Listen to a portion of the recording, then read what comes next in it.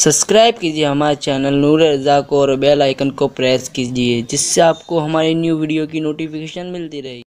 تو عرض یہ کر رہا تھا کہ حضور کی معراج عالم بیداری میں حضور کو ہوئی ہے، تو اس کی دلیل تو سب سے بڑی یہ ہے کہ مکے والوں کا لڑنا الجھنا یہ کیسے ہو سکتا ہے، یہ کیسے ہو سکتا ہے؟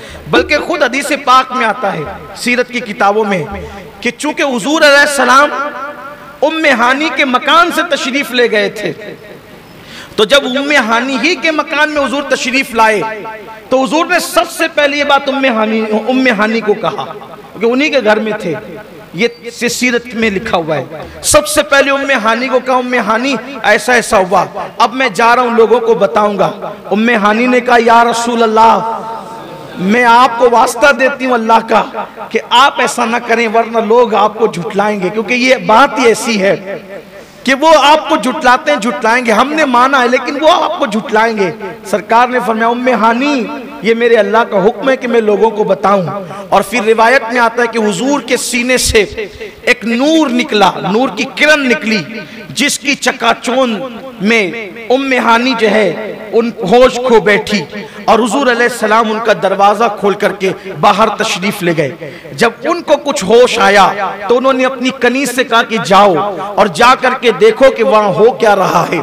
اللہ کے رسول علیہ السلام جب باہر نکلے تو باہر نکلنے کے بعد میرے آقا صلی اللہ علیہ وآلہ وسلم نے پھر بتایا، ابو جہل بھی وہاں پہ موجود تھا اور بھی دیگر کفاران مکہ وہاں پر موجود تھے۔ اللہ کے رسول علیہ السلام نے فرمایا کہ میں رات کے تھوڑے سے حصے میں مسجد حرام سے مسجد اقصی تک گیا، حالانکہ ان سب لوگوں کو پتا تھا کہ ابھی تک اللہ کے رسول علیہ السلام مسجد اقصی تشریف نہیں لے گئے، کبھی نہیں گئے مسجد اقصی۔ جب اللہ کے رسول علیہ السلام نے فرمایا کہ میں مسجد اقصی گیا، اچھا حضور علیہ السلام نے اتنی بات کی ان کے سامنے، آگے کی بات نہیں کی، اور فرمایا پھر میں وہاں سے واپس آیا تو زنجیر بھی ہل رہی تھی، بستر بھی گرم تھا اور پانی بھی بہ رہا تھا، اتنی جلدی میں واپس آیا۔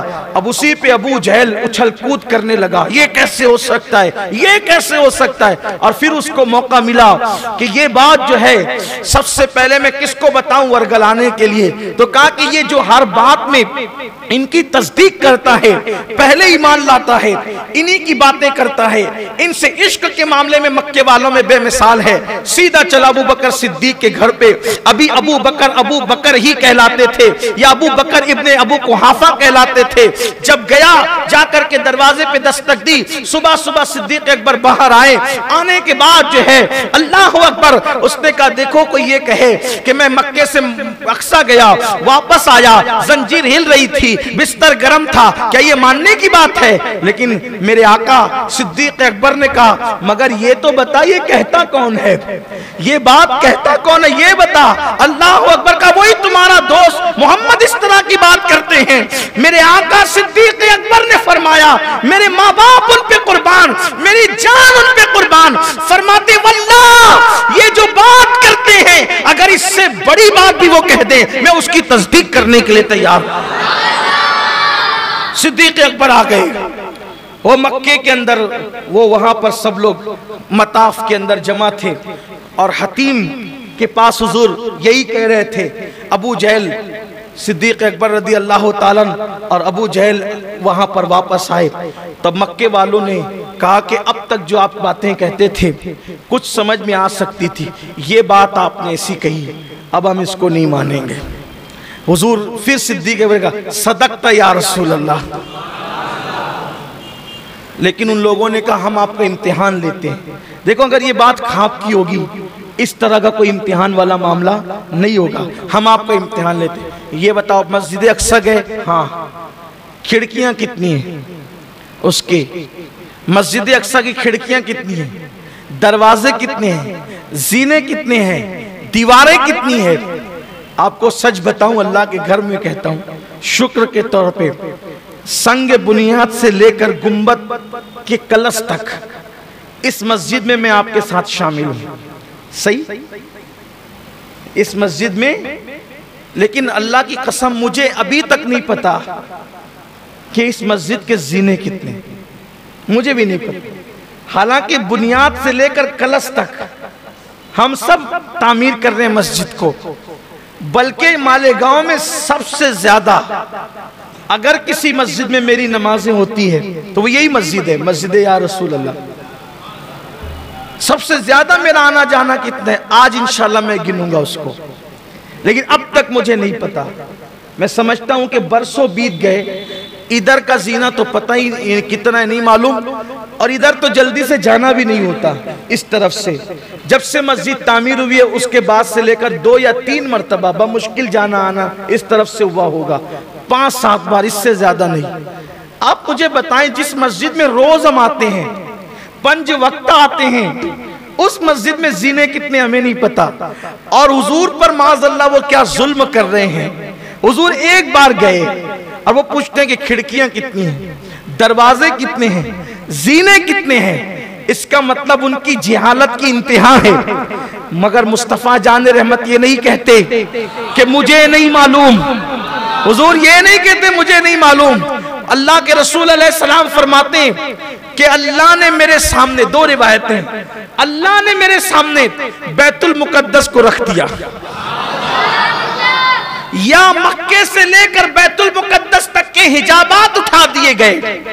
2 باتیں ہیں، 2 باتیں، ایک تو بیت المقدس اٹھا کر لایا گیا حضور کے لیے، حضور کے لیے بیت المقدس اٹھا کر لایا گیا اور حضور کے سامنے رکھ دیا گیا۔ آقا فرماتے وہ جو جو پوچھتے جاتے تھے میں دیکھ کر کے بیان کرتا جاتا تھا۔ آپ کہیں گے وہ کیسے لایا جا سکتا ہے؟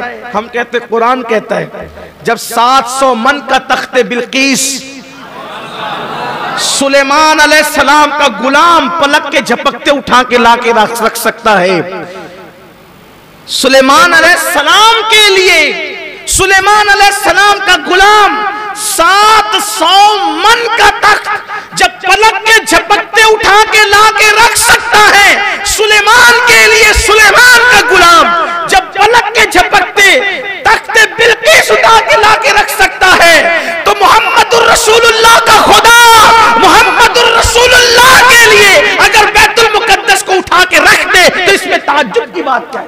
جب سلیمان کا غلام کچھ کر سکتا ہے تو سلیمان کا خدا کیوں نہیں کر سکتا؟ مسجد اقصیٰ کو سامنے لا کے رکھا، وہ پوچھتے جاتے تھے حضور بتاتے جاتے، زینے اتنے ہیں، کھڑکیاں اتنی ہیں، لاجواب ہو گئے وہ۔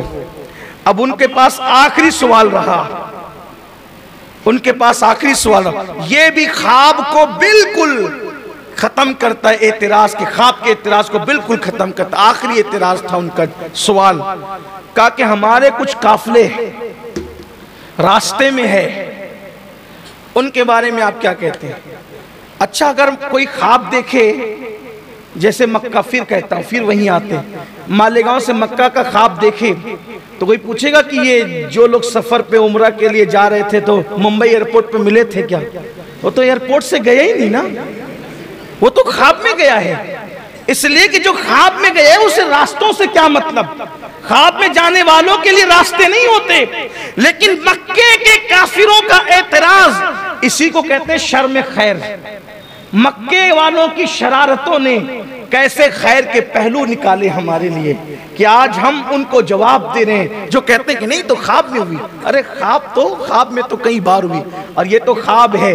میرے آقا فرماتے ہیں کہ دن اور رات میں کچھ لمحات ایسے ہوتے ہیں، لی مع اللہ وقت، اللہ کے رسول فرماتے ہیں میرے لیے اللہ کے ساتھ ایک وقت مقرر ہے کہ جب میں ہوتا ہوں اور میرا اللہ ہوتا ہے، نہ وہاں کوئی نبی ہوتا ہے نہ وہاں کوئی فرشتہ ہوتا ہے، کوئی نہیں ہوتا۔ یعنی یہ تو وہ 34 مرتبہ سے ہٹ کر ہے، ہر 24 گھنٹے میں کچھ وقت اللہ کے ساتھ حضور کا ہے، جو اللہ کے ساتھ وہ وقت گزارتے ہیں۔ یہ تو ایک 24 گھنٹے میں ایک، اور حضور اپنی ہر رات کا جتنا حصہ اللہ چاہتا ہے اپنے اللہ کے ساتھ گزارتے ہیں۔ بلکہ حضور علیہ السلام نے فرمایا، بخاری شریف کی حدیث ہے کہ میں اپنے اللہ کے ساتھ رات گزارتا ہوں، میرا اللہ مجھے کھلاتا بھی اور مجھے پلاتا بھی۔ اسی وقت پوچھا ایکم مثلی، تم میں کون میری طرح ہے؟ میں تو اپنی رات اللہ کے ساتھ گزارتا ہوں، میرا اللہ مجھے کھلاتا ہے پلاتا بھی ہے۔ تو حضور کی بڑی شانیں ہیں۔ تو انہوں نے پھر آخری سوال کیا کہ یہ بتائیں ہمارے قافلے راستے میں ہے، اس کے بارے میں آپ کیا کہتے ہیں؟ اب آقا علیہ السلام نے یہ نہیں کہا کہ میں راستہ کیا جانوں، سرکار فرماتے تو اس بارے میں بھی سنو کہ جب میں آ رہا تھا تو آتے ہوئے میرے براق کی آہٹ سے ان کا اونٹ بدک گیا اور وہ بھاگ گیا، تو میں نے ان لوگوں کو بتایا بھی کہ دیکھو تمہارا اونٹ وہاں ہے، اور ان کے پاس پانی تھا برتن میں رکھا ہوا جس میں ڈھکن رکھا تھا، میں نے ڈھکن ہٹا کے پانی بھی پیا، پھر میں نے چلتے ہوئے ان لوگوں کو سلام بھی کیا، اس دور میں جو بھی یا ان سے کچھ فرمایا میرے آقا علیہ السلام نے، تو انہوں نے حضور کی آواز بھی پہچانی اور کہا کہ یہ تو محمد کی آواز ہے، ان سے پوچھ لینا۔ پھر جب میں آ رہا تھا تو وہ ایک فلاں قبیلے کا جو قافلہ ہے اس کے اونٹوں پہ سفید رنگ کی بوریاں رکھی ہوئی ہے، اور وہ جو فلاں قبیلے کا قافلہ ہے اس کے اونٹ پر ایک سفید بوری ہے اور ایک کالی بوری ہے۔ فرمایا وہ فلاں جو قبیلے کا قافلہ ہے خاکستری رنگ کا، ان کا ایک اونٹ ہے جو ان کے آگے آگے چل رہا ہے، ساری تفصیل بتا دی۔ اب چونکہ آپ جانتے ہیں نا کہ مکھی ہمیشہ بیٹھتی، اب انہوں نے پھر اس میں سے ایک شوشہ نکالا، آخری سوال تو کیا تھا لیکن پھر اچھا یہ بتائیں کہ وہ قافلہ پہنچے گا کب؟ یہ بتائیں وہ قافلہ، ارے بھئی قافلہ تو بتا دیا نا کہ رستے میں ہے، اب کہتے ہیں کہ قافلہ پہنچے گا کب؟ اب بہت ممکن ہے کہ قافلے والے ایک دن کی بجائے 3 دن کسی جگہ پہ قیام کر لیں گے، 3 دن کی بجائے 5 دن قیام کر لیں گے، 5 دن کی بجائے 7 دن قیام کر لیں گے۔ یہ تو ایک ایسا مسئلہ ہے کہ وہ قافلے والوں کی مرضی پر ہے، لیکن انہوں نے کیا کہا یہ بتائیں کہ قافلہ پہنچے گا کب؟ میرے آقا علیہ السلام نے فرما دیا یہ پرسوں کے دن کا سورج غروب ہونے سے پہلے پہلے پہنچ جائے گا، حضور نے کہہ دیا۔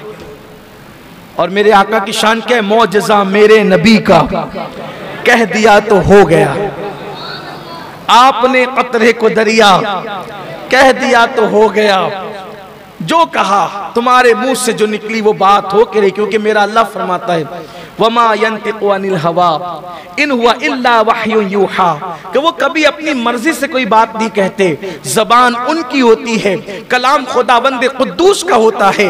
اللہ اکبر۔ تو جب انہوں نے کہا نا کہ قافلہ کب آئے گا تو میرے آقا صلی اللہ علیہ وسلم نے فرمایا پرسوں کے دن سورج غروب ہونے سے پہلے پہلے وہ قافلہ آ جائے گا۔ اب سب کو ایک دم بے چینی تھی، سب کو بے چینی کہ وہ قافلہ آئے گا کب؟ ادھر سورج غروب ہونے کا وقت قریب آ گیا، ادھر مسلمانوں کی دل کی دھڑکنیں بھی تیز ہو گئی، کیونکہ کسی چیز پہ وہ انگلی تو نہیں رکھ سکے، اطمینان بھی تھا، لیکن محبتوں کے کچھ تقاضے بھی ہوتے ہیں، پیار کے کچھ تقاضے بھی ہوتے ہیں۔ صحابہ سوچتے تھے کہ کہیں پر یہ ہمارے محبوب کو غلط تو ثابت نہ کر سکے، لیکن اب یہ معاملہ ہے کہ آقا نے فرمایا ہے ہونا تو ایسا ہی ہے، لیکن ان کو کوئی شوشے گوشے کا موقع نہ ملے۔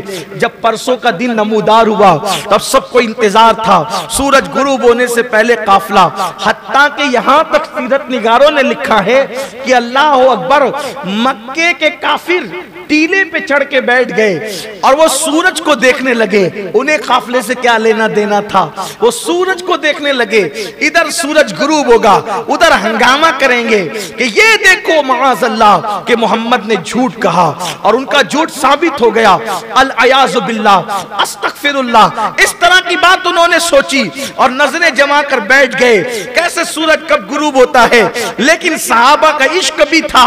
اللہ اکبر، ادھر مکے کے کافی ٹیلے پر چڑھے اور وہ سورج دیکھنے لگے، ادھر میرے نبی کے صحابہ ایک ٹیلے پہ چڑھے اور وہ قافلہ دیکھنے لگے۔ مکے کے کافروں نے خوشی خوشی کہا وہ دیکھو سورج غروب ہو گیا، یہ سوچ کے کہ قافلہ نہیں آیا، اب وہ دیکھو سورج غروب ہو گیا۔ ادھر سے صحابی کی آواز आवाज आई, अल्हम्दुलिल्लाह काफिला भी आ चुका है, काफिला भी आ चुका है। ये है हुजूर की आलमे बेदारी में मेराज के सबूत।